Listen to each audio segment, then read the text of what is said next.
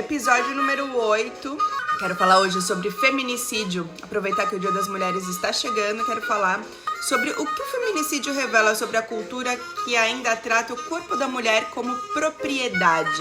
Esse é o Vida em Construção, um espaço para falar sobre emoções, escolhas e processos. Porque a vida ela não vem pronta, ela vai sendo construída. E hoje, gente, ainda hoje, precisamos falar sobre crimes que estão sendo normalizados. No Brasil, 4 mulheres morrem vítimas de feminicídio por dia. 4 mulheres morrem simplesmente por serem mulheres. Mortas por ex-companheiros, homens que um dia se relacionaram amorosamente de alguma forma com essas mulheres. E ainda tem homens que acham que podem usar o corpo de uma mulher como se fosse dono. E isso é cultural. A pergunta que eu quero fazer hoje é por que ainda existem homens que acreditam que o corpo da mulher lhe pertence? Não pertence, gente.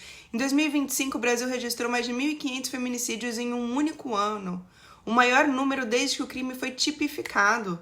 Sabe o que isso significa? Que enquanto você está escutando esse episódio, alguém está em risco, alguma mulher está em risco. Não começa com uma faca, não começa com um tiro, começa com ciúmes disfarçado de amor, começa com controle do tipo de roupa que você usa, a exigência de uma senha do seu celular ou bancária, isolamento das amigas, fiscalização de mensagens. Percebe a sutileza das violências até chegar nos xingamentos? O feminicídio ele não é o ponto final de uma estrutura de posse, né? Ele não é o meio, ele é o fim. Agora, essa semana, uma adolescente de 17 anos no Rio de Janeiro foi atraída para o encontro pelo próprio ex-namorado. Era uma emboscada, ele organizou, chamou outros adolescentes, ela foi vítima de um estupro coletivo. E essa violência, ela não foi só sexual, isso foi uma traição de confiança, foi um crime, usar a intimidade como armadilha. Outra mulher, há alguns meses atrás, foi atropelada na Marginal, em São Paulo, arrastada por quilômetros pelo ex-companheiro, arrastada até morrer. E tudo isso nasce da mesma crença, eu mando, eu decido, e ela deve me servir. Não. Sabe, mas nem toda violência ela vira notícia, tem violência que acontece dentro de casa. Quantos homens abandonam os filhos e deixam para a mulher sustentar e educar as crianças sozinhas? Quantos homens humilham a mulher durante a gravidez, exigem que elas façam sexo com eles antes do tempo de resguardo, exigem sexo como um dever conjugal, desqualificam as mulheres num pós-parto, que usam o silêncio e o desprezo como punição e até mesmo a questão financeira como punição, como controle.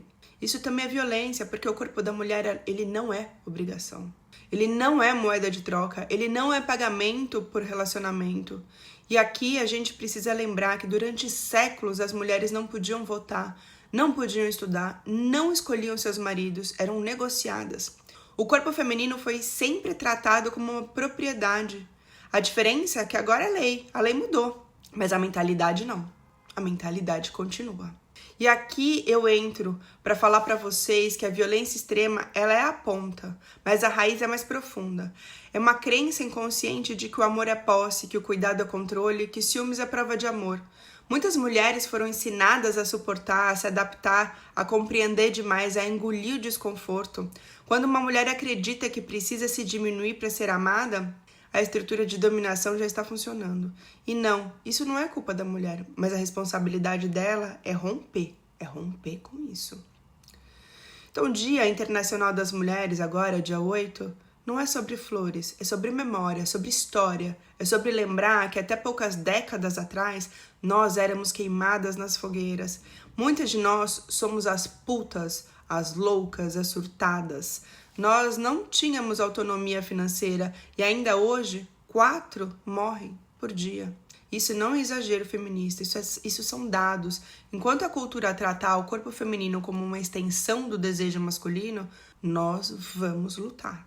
O rompimento ele não começa na delegacia, ele começa na consciência, ele começa quando você para de romantizar o controle, quando você para de justificar o desrespeito, quando você entende que intensidade não é amor, quando você educa os seus filhos para isso. E principalmente quando você entende que o seu corpo é seu, só seu, não é do seu namorado, não é do seu marido, não é da cultura, não é da religião, ele é seu. Se você, mulher, já se sentiu controlada, dominada, abusada ou agredida, e se você é homem e se sentiu confrontado por esse episódio, talvez seja hora de refletir. Porque o amor não mata, mas a posse mata.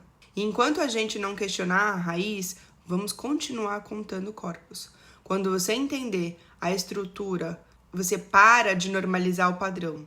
E esse episódio, ele é muito importante para que a gente possa conscientizar outras pessoas e salvar mais vidas. Então, se fez sentido para você, compartilha.